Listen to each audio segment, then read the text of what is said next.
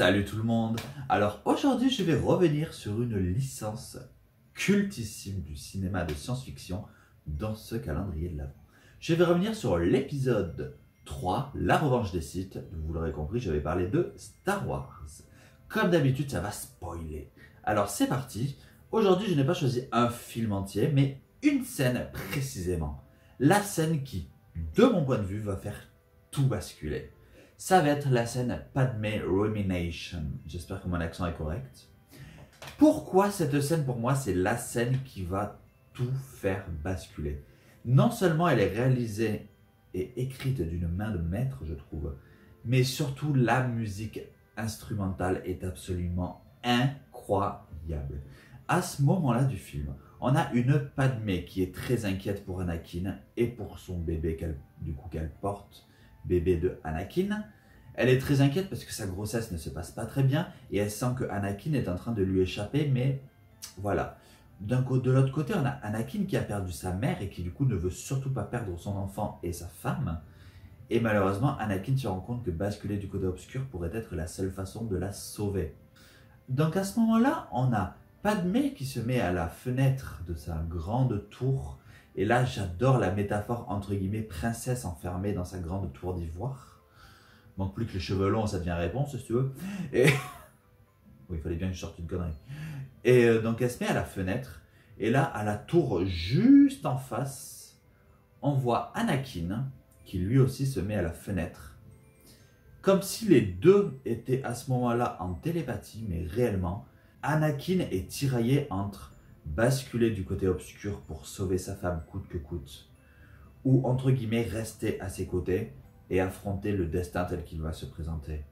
On voit les larmes d'Anakin, persuadé que basculer du côté obscur est malheureusement la seule façon de la sauver, comme s'il acceptait son destin à contre-cœur, et c'est un petit peu ça, malgré tout, qu'il va faire.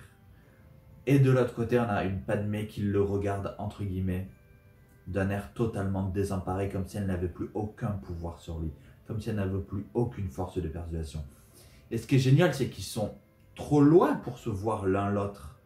Mais la scène est tournée de telle façon que vraiment, on a ce sentiment qu'ils se regardent et qu'ils sont en connexion à ce moment-là. Aucun des deux ne parle, mais c'est comme si tout était dit.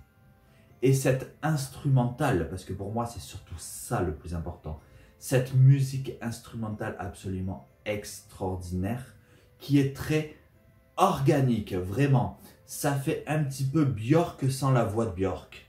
Ça prend aux tripes, il y a un côté tribal, vraiment encore une fois très organique, et vraiment ça te cueille, et tu te dis non vas-y fais pas ça, mais alors qu'au final la fin de l'histoire tu la connais, c'est comme le Titanic.